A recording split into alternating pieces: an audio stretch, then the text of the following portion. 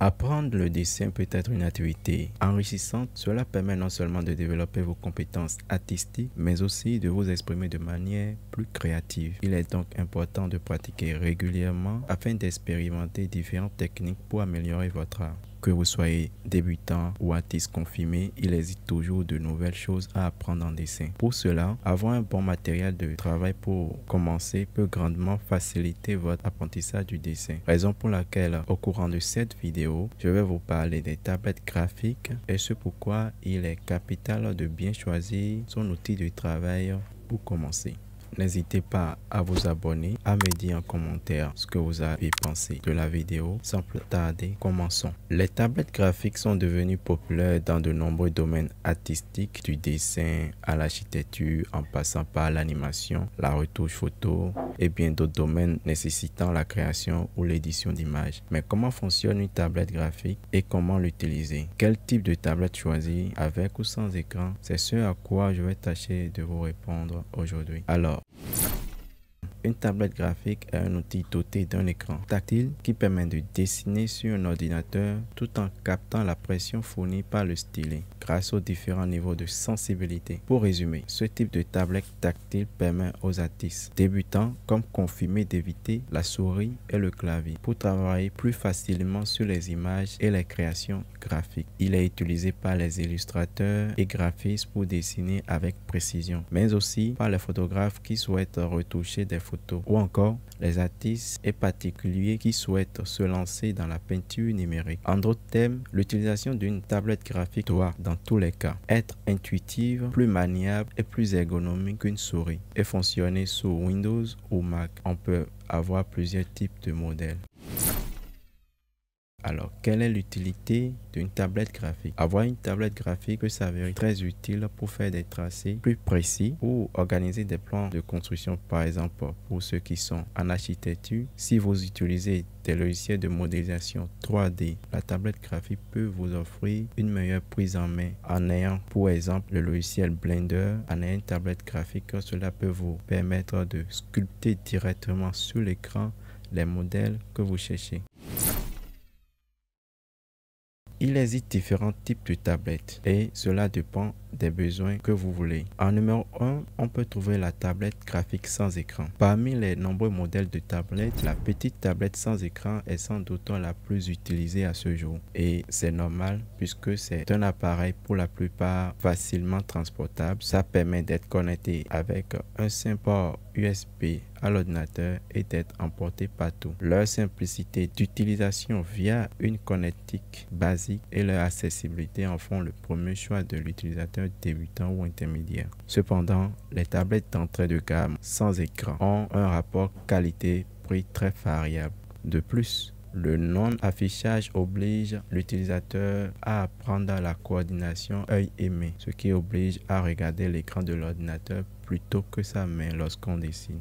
En numéro 2, on retrouve les tablettes graphiques avec écran. Contrairement aux tablettes graphiques sans écran, les tablettes numériques avec écran haute définition intégrés permettent de dessiner directement sur l'écran. Souvent utilisé par les professionnels, cet appareil affiche ce qui apparaît sur l'écran de l'ordinateur, souvent le logiciel de dessin, directement sur la surface de dessin de la tablette graphique. Il permet de travailler de manière naturelle, comme si vous dessinez sur une planche à dessin sans le confort du papier évidemment. Cependant, une tablette graphique avec écran nécessite souvent un ordinateur et une prise de courant pour fonctionner. Elle n'est donc pas portable et acheter une tablette graphique de ce type peut coûter très cher, le prix des tablettes avec écran étant de plus en plus élevé en fonction de la taille de l'écran et du type de fabricant. On a les tablettes à écran de la marque Uyon, de la marque XP Pen, sans oublier les tablettes Wacom. On a aussi des tablettes de la marque Gaomon qui sont tous des fabricants de tablettes graphiques très reconnus sur le marché. En numéro 3, on retrouve la nouvelle tablette Scanner sensible à la pression. C'est une tablette que personnellement moi j'ai jamais utilisée. Si vous souhaitez une tablette qui vous permet de travailler n'importe où avec le confort d'une feuille de papier mais sans les inconvénients d'un écran HD, les nouvelles tablettes hybrides, également appelées tablettes scanner, fonctionnent grâce à une feuille de papier qu'on va poser sur le plan de travail et il suffit de dessiner dessus. Ainsi, ce que vous dessinez sur le papier est transmis directement sur l'écran de votre ordinateur portable. Plus besoin de scanner pour travailler numériquement vos dessins. C'est une tablette graphique rechargeable. Elle dispose d'une mémoire interne qui vous permet de sauvegarder tous vos dessins sur papier grâce à la capacité de stockage intégrée. En numéro 4, la tablette graphique autonome sous Windows. Ces dernières n'ont pas besoin de PC pour pouvoir dessiner dessus. Ces tablettes graphiques autonomes sont en quelque sorte des ordinateurs portables et non plus un simple périphérique. Elles embarquent un processeur, de la mémoire RAM et leur propre batterie. C'est pour cela qu'elles sont bien plus chères. Ces tablettes graphiques indépendamment sont aussi fournies avec un système. La plupart du temps, c'est un système Windows. En numéro 5, on retrouve les iPad Pro. Avant de continuer, il faut que les choses soient claires ici. Si vous êtes un débutant, que votre niveau d'illustration est faible ou moyen, un iPad Pro ne fait pas de miracle. Vous ne dessinerez pas mieux. Un conseil, avant de dépenser vos derniers sous dans cet outil, attendez d'avoir des bases solides. L'iPad est un investissement, certes, mais qui a un coût non négligeable. De plus, vous allez être déçu et frustré car vos créations seront forcément en dessous de ce que vous pensiez réaliser. Si vous réalisez la majorité de vos illustrations via Photoshop ou Corel Painter, eh bien, sur l'iPad, vous avez dorénavant une application équivalente, à savoir Procreate. Dans ce cas de figure, l'iPad Pro pourra vous être utile, voire indispensable si vous êtes nomade et que vous aimez dessiner un peu partout. Là où cela se complique, c'est pour l'illustrateur vectoriel. Je trouve qu'aucune application à ce jour n'a trouvé le bon compromis pour de l'illustration vectorielle professionnelle. Je dis bien professionnelle. On a 7 de bonnes applications comme Affinity Designer, Adobe Fresco ou même Illustrator pour les abonnés d'Adobe. Mais malheureusement, les applications sont encore loin d'un résultat pro et surtout, leur utilisation est trop fastidieuse, surtout pour les personnes qui sont habituées au raccourci clavier. Donc, en gros, on utilise Procreate avec une tablette iPad Pro et on n'a pas besoin d'autre chose. Soit on utilise une tablette qui sera forcément reliée à un PC. Ce sont les choses à prendre en compte ici. Notez bien, les modèles de tablettes tactiles de type iPad ou tablette Android ne sont pas des tablettes graphiques. Ce sont aussi des écrans tactiles. On peut même dessiner sur certains avec le doigt ou même avec un stylet. Mais à part l'iPad Pro, ce ne sont pas des outils spécialisés de dessin.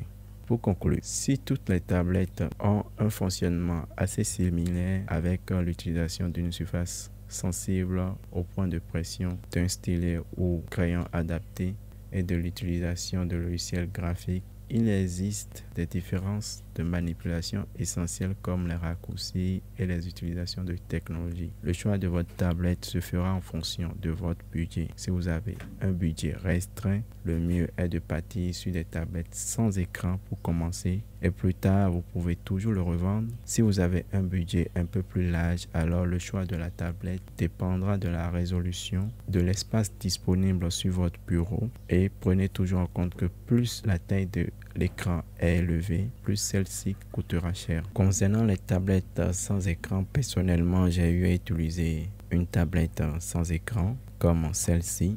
Ceci m'a aidé durant environ 2 ans et c'était vraiment confortable de travailler sur celle-ci. Ça m'a permis de réaliser pas mal d'illustrations vectorielles avec le logiciel Adobe Illustrator et pour le coup ça m'avait coûté environ 27 000 francs sur un site. Ça m'avait coûté 27 000 francs, donc je l'avais passé sous commande et j'ai patienté pour que ça vienne et disons que après un délai de 30 jours c'est venu et là j'ai récupéré la tablette. Pour le coup ça fonctionne toujours, ça n'a aucun problème, ça marche toujours. Concernant les tablettes à écran, par exemple, moi j'utilise à ce jour encore la tablette de la marque Uyon. C'est une tablette de 20 pouces. Donc c'est la Uyon Canvas Pro 20 que j'utilise et je peux dire que c'est un confort agréable. Il est très agréable de dessiner dessus, même si lors de l'achat, il m'a fallu régler à la fois la luminosité, les paramètres,